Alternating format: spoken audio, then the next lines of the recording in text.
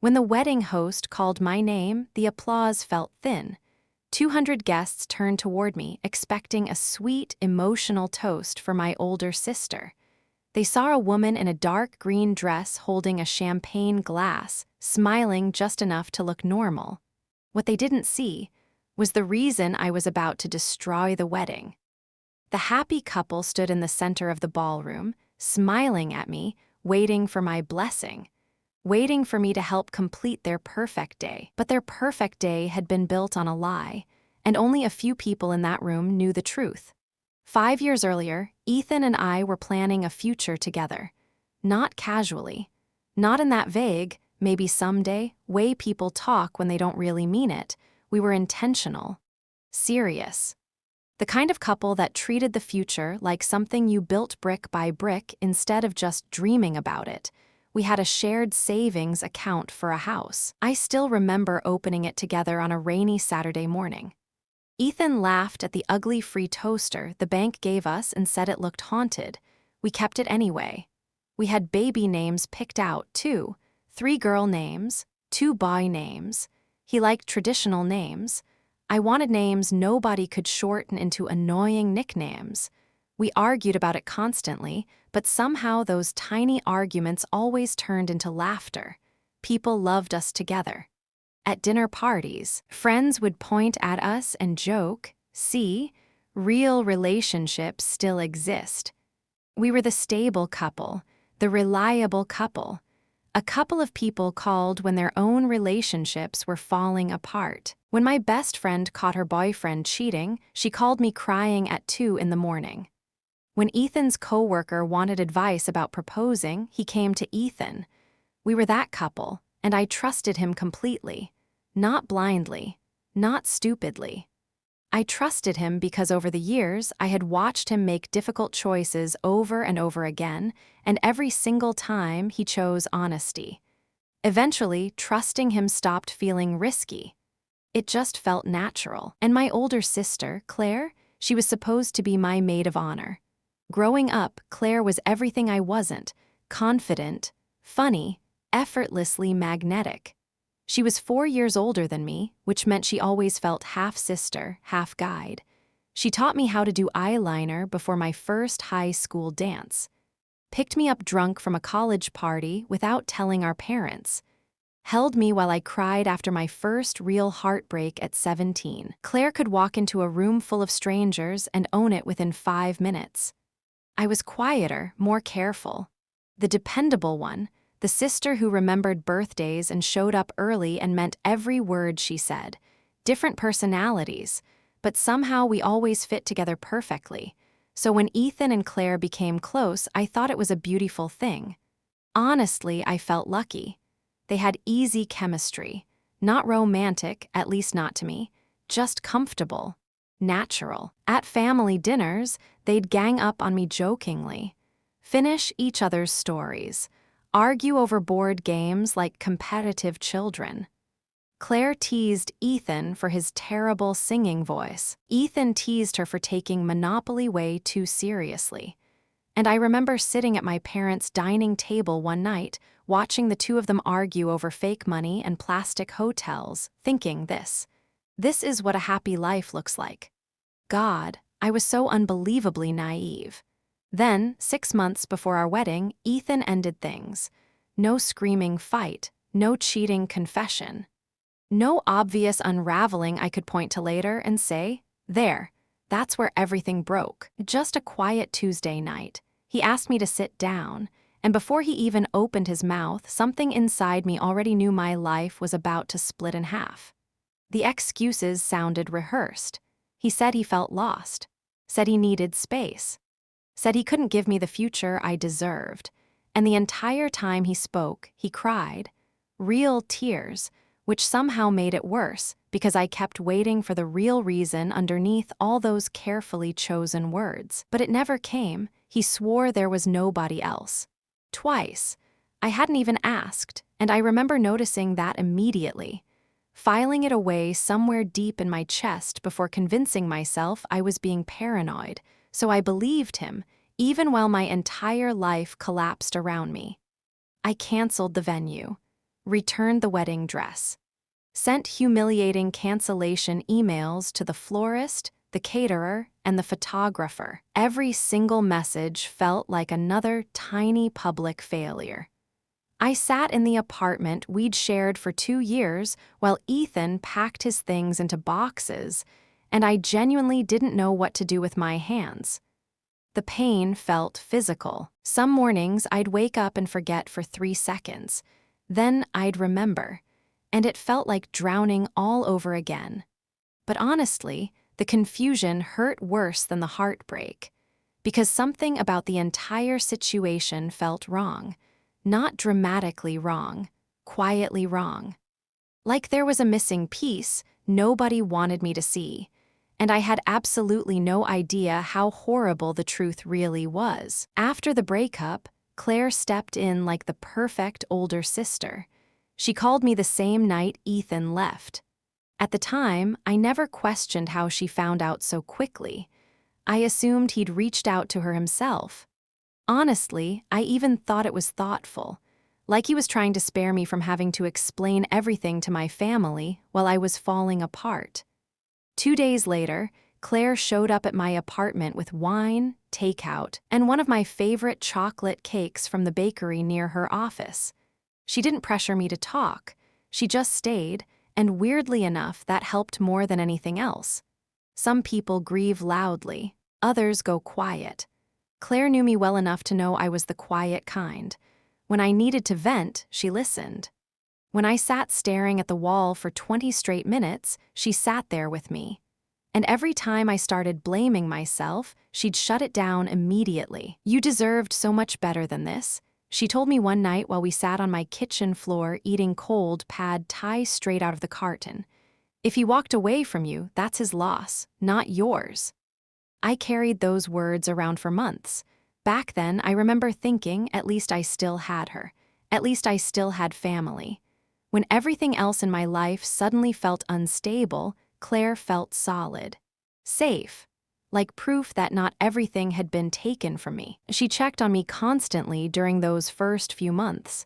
Texts asking if I'd eaten, if I'd slept, if I'd gone outside that day. The kind of small, practical concern that feels genuine because it's so specific. Looking back now, I understand exactly what I was seeing. But at the time, it just felt like love. It took almost a full year before I started feeling remotely human again. I moved into a smaller apartment across town. 1 bedroom, 3rd floor. My windows faced another building so closely that I barely saw sunlight after noon. At first, it felt depressing. Then, eventually, it just started feeling normal. I buried myself in work, not because I was ambitious, because staying busy was easier than thinking. After a while, I stopped talking about Ethan around other people, not because I was healed, because I could feel everyone else quietly getting tired of my grief. There's a point where people stop sitting beside your pain and start hoping you'll hurry up and recover already. So I kept the rest of it to myself.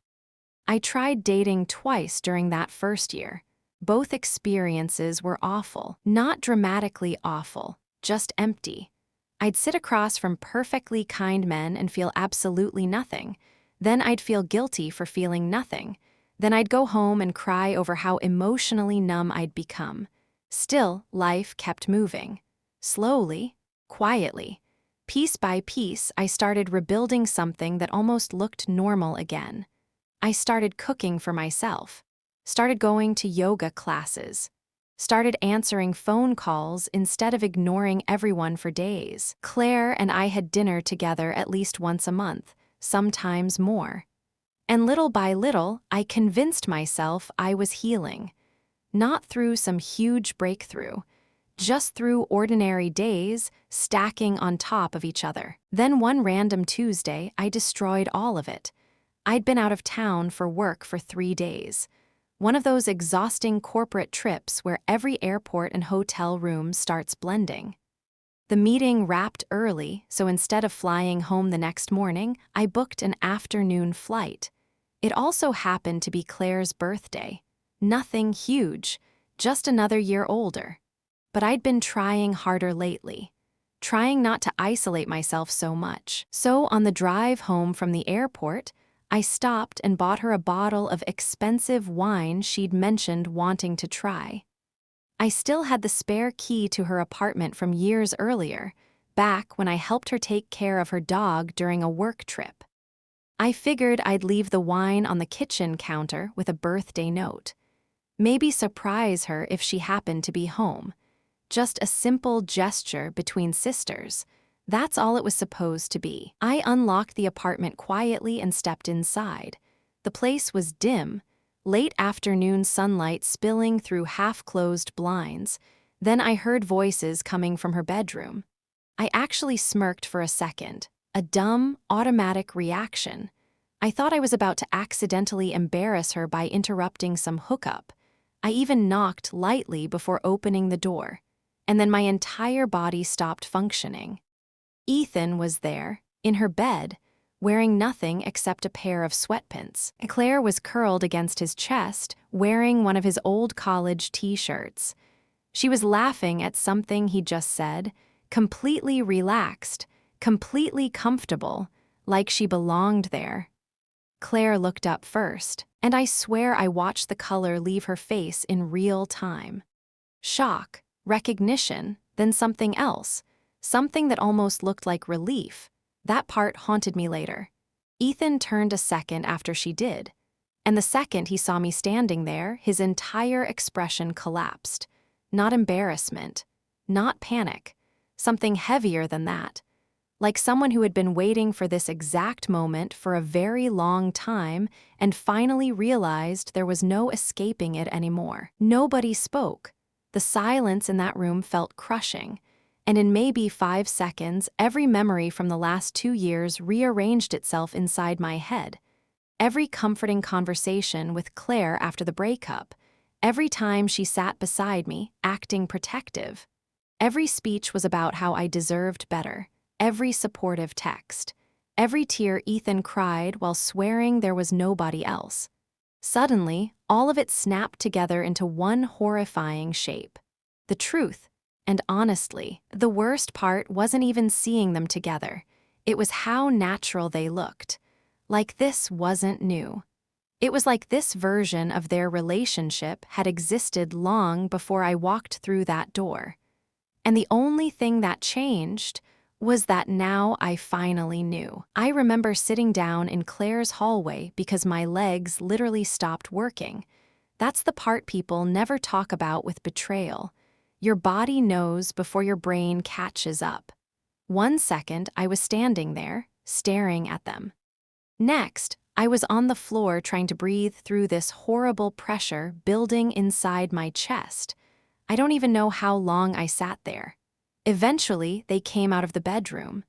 And then came the excuses. Honestly, it was one of the most insulting conversations of my life. Claire stood slightly in front of Ethan like she was instinctively shielding him. That alone made me sick.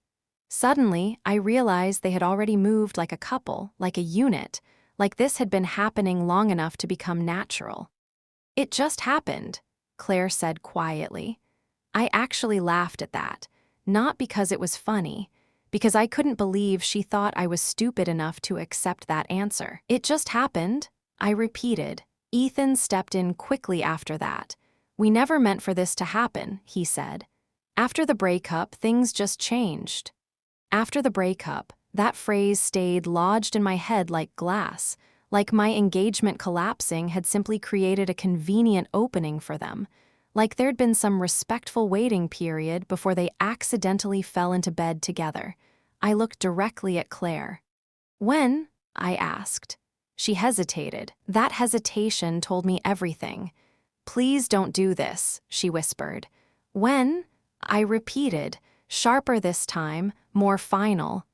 Ethan tried stepping in again, but I barely even heard him, because suddenly every memory I had involving the two of them started replaying differently. Every family dinner, every inside joke, every long glance I ignored because I trusted them both completely. "It doesn't matter when," Claire finally said softly. "What matters is that we never wanted to hurt you." I stared at her in disbelief, because that sentence revealed everything. They thought intention mattered more than betrayal, like the damage somehow counted less if they felt guilty while causing it. And the craziest part? I honestly think they believed that. They kept talking after that, about feelings, about emotional connection, about how they tried to fight it, as if that somehow made any of this better. But all I could hear was the same message underneath every excuse: please make this easier for us. Please absorb this quietly. Please let us move on without consequences. I didn't scream. I didn't throw anything. I barely even spoke. I just stood up, grabbed my purse, and walked out of the apartment while they kept calling my name behind me. Then I sat in my car in a grocery store parking lot until the sun went down. And sometime around hour 2, the anger finally arrived. My parents found out within 2 days, not because I told them, because Claire did, which meant she got to control the story first. I didn't fully understand how important that was until much later. My father called me before breakfast one morning. His voice had that careful, measured tone people use when they already know whose side they are on, but still want credit for sounding fair. "I know you're hurting," he said carefully, "but I need you to try seeing the bigger picture." The bigger picture? I almost hung up right there. Then he explained Claire's version of events. 2 people unexpectedly falling in love, trying to resist it, feeling terrible about it, eventually realizing they couldn't ignore their feelings anymore. A tragic love story with unfortunate collateral damage. She and Ethan didn't officially get together until after your engagement ended, my father said carefully. That has to matter. I remember gripping my coffee mug so tightly that my hand started shaking. "Does it?" I asked quietly. He sighed. "You're my daughter and I love you, but Claire is my daughter too. I can't condemn her for falling in love." Falling in love, that's what he called it, not betrayal, not deception. Love, my mother called an hour later, crying before I even answered. But it wasn't grief for me, it was panic. Panic over the family being disrupted. Panic over holidays becoming uncomfortable. Panic over people choosing sides. "You're tearing this family apart," she sobbed. "Do you understand what this is doing to everyone?" I still remember sitting there stunned because somehow, within 48 hours, I had already become the problem. Not the affair, not the lies, me. Because I refused to smile through it. Because I refused to make everyone else comfortable. "I'm not tearing anything apart," I told her quietly. "I'm just refusing to pretend this is normal." She cried harder after that. He said I was being selfish. Said Claire and Ethan were happy now. Then she asked the question that finally broke something inside me. "Don't you want the people you love to be happy?" I hung up before I answered honestly. For the next 3 years, I sat through it, every holiday, every birthday dinner, every family gathering where I had to watch my sister build a life with the man I thought I was going to marry. And the worst part, I couldn't even fully walk away. Because the second I stopped showing up, I would become the bitter daughter, the jealous sister, the difficult daughter who ruined everything, so I kept showing up. And I watched them rewrite the story in real time. I watched Claire and Ethan move through family gatherings like a completely normal couple. Inside jokes, shared looks across crowded rooms. His hand was resting casually on her lower back while my parents smiled like nothing ugly had ever happened between us. I watched my father help them move into their first house together. Watched my mother cry happy tears while hanging framed photos in their living room. And around them, everyone slowly accepted the version of the story they'd created because it was easier. Cleaner, more comfortable. A few relatives definitely knew the truth. I could tell from the awkward pauses whenever someone brought up how Claire and Ethan got together. The quick subject changes. The careful eye contact. People knew. They just decided preserving peace mattered more than acknowledging what actually happened. So over time, I became the person expected to quietly absorb the damage. Some nights after family dinners, I'd sit in my car outside my apartment for 20 minutes before going upstairs. Just breathing, trying to leave the anger outside so it didn't swallow the rest of my life too. I carried it for years. Then the engagement announcement happened. I found out through Instagram. A perfectly staged photo of Claire holding her left hand toward the camera while Ethan kissed her cheek. The ring sparkled under warm restaurant lighting. The caption talked about soulmates, about finding love when you least expect it, about finally coming home to each other. I stared at that post for a very long time, because suddenly something became painfully clear. They weren't just building a relationship anymore, they were rewriting history, turning betrayal into destiny, and eventually they were going to expect me to help validate it. 3 days later, Claire called me. She sounded cheerful, relaxed, like enough time had passed for all of this to officially become acceptable. "Hey," she said softly. "So, obviously you saw the news." Small nervous laugh. "We're really happy." I said nothing. Then came the pause, the careful one. "And I know things between us haven't always been easy." Always, like she was talking about some random sibling tension instead of the destruction of my trust. "Ethan and I were talking," she continued carefully, "and we thought it would mean a lot if you gave a toast at the wedding." I actually closed my eyes for a second after she said that, because suddenly everything made sense. This wasn't about healing. It wasn't about reconnecting. It was about appearances.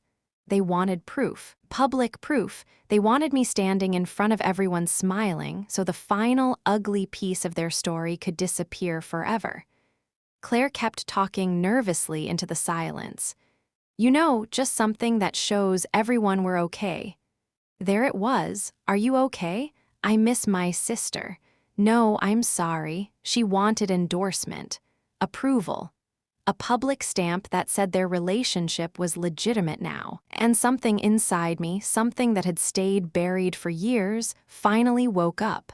Not rage, not heartbreak, clarity, cold, sharp clarity. But I didn't let her hear any of that. Instead, I smiled softly into the phone. Of course, I told her warmly. I'd love to.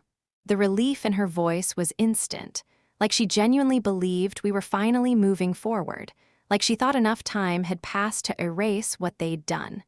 But the second the call ended, I already knew exactly how their wedding day was going to end. The wedding looked like a luxury magazine spread. Huge ballroom, white roses everywhere.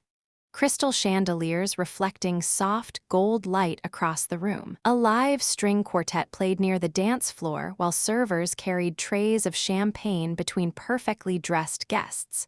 Almost 200 people filled the room, laughing, drinking, celebrating. I arrived alone on purpose. I needed the silence beforehand. Needed time to separate the woman I used to be from the version of me walking into that ballroom. My mother spotted me almost immediately, which told me she'd been anxiously watching the entrance. She rushed over and hugged me tightly before pulling back to study my face, trying to figure out whether I was about to make things easier or destroy everything.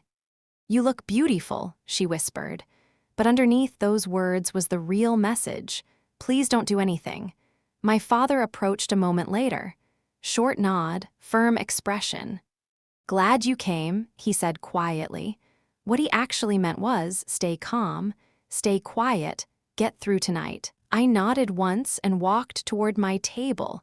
Then I saw them standing together in the center of the ballroom. Claire was smiling in her wedding dress. Ethan was beside her, looking happier than I'd ever seen him. And honestly, that was the hardest part. The people who betray you don't always lose. Sometimes they get a beautiful wedding, the applause, the fairy tale ending. And for a moment, I wondered if maybe everyone else had been right all along. Maybe I should have stayed silent. Maybe I should have let them have this. Then Ethan looked directly at me and smiled with visible relief, like he truly believed I was there to support them. And just like that, any guilt I almost felt disappeared. The reception felt endless. I sat through the speeches, sat through the first dance, sat through my father talking about love, family, and how proud he was watching his daughters grow into the women they were meant to become. Every sentence felt like a tiny blade sliding under my ribs. Claire barely looked at me during dinner. Ethan kept glancing toward my table, though, almost nervously checking to make sure I still looked calm, like he still couldn't fully relax until the night was over. A few relatives stopped by my table throughout the evening. Some were genuinely kind. Others gave me that careful look people use when they know something uncomfortable but have no intention of saying it out loud. At one point, my aunt squeezed my shoulder gently and whispered, "You're stronger than all of them." Then she walked away before I could answer. I think she knew. Honestly, the tension in that ballroom felt physical if you paid close enough attention. Everyone was smiling, laughing, drinking champagne, but underneath it all there was something strained hiding beneath the surface. Like people were collectively trying not to step on a crack in the floor. I kept my expression neutral the entire night. Smiled when spoken to, nodded when necessary. I barely touched my drink. I didn't need alcohol for what I was about to do. I'd already spent 3 years preparing for it. Then finally, the wedding host stepped toward the microphone. "And now," he announced brightly, "a special toast from the bride's sister." The ballroom erupted into applause, warm, expectant, completely unaware. I rose slowly from my chair. Across the room, Claire smiled at me nervously. Ethan looked relieved more than anything else, like he genuinely believed this was the final step toward making everything okay again. That part almost made me laugh. I picked up the champagne glass beside me and walked toward the center of the ballroom. And for the first time in years, I felt calm, completely calm. "Family, friends," I began softly. "We're all gathered here tonight to celebrate love, honesty, and commitment." I paused, then looked directly at Claire and Ethan. "So I think it's only fair we finally bring a little honesty into this celebration, too." Claire's smile disappeared instantly. Ethan's entire posture stiffened, just slightly, but enough. Enough for me to know they understood exactly where this was going. The room slowly quieted, not polite silence, uneasy silence, the kind where people realize something is wrong but haven't figured out how wrong yet. I was supposed to stand here tonight and celebrate this relationship. I continued calmly. But honestly, I think it makes more sense to talk about how this relationship actually started. A few confused glances moved through the crowd, then I said it. The affair started while Ethan and I were still engaged. The silence afterward felt violent. Somewhere across the ballroom, someone dropped a fork. Claire went completely pale. Ethan looked like all the oxygen had left his body. I kept going. While I was planning a wedding with him, my sister was sleeping with him behind my back. Then they convinced everyone it only happened after the breakup. Gasps spread through the room. Whispers started instantly. My mother covered her mouth with shaking hands. My father looked frozen. And suddenly all those years of silence were finally shattered at once. "You all got the fairy tale version," I said quietly. "I got the truth." Claire started crying almost immediately, real crying. The kind that makes your shoulders shake. Ethan stepped toward me fast, panic flashing across his face. "Please stop," Ethan said. "No," I cut in calmly. "You both had years to tell the truth. You just hoped eventually nobody would care anymore." The room was completely still now. Nobody was eating. Nobody was talking, just watching. I looked directly at my parents next. "And the worst part?" I said softly. "The people who were supposed to protect me helped bury it because pretending everything was normal felt easier than admitting what happened." My mother burst into tears. My father looked furious, not at Claire, not at Ethan, at me, because I had ruined the performance. I lifted my champagne glass one final time. "So here's my toast," I said quietly, "to the truth." A pause. Because eventually, no matter how deeply people bury it, the truth always comes back. Then I looked directly at Claire. At Claire, the person I trusted most in the world once. "I genuinely hope he never does to you what he did to me." You could have heard a pin drop after that. Then I set the microphone down and walked away.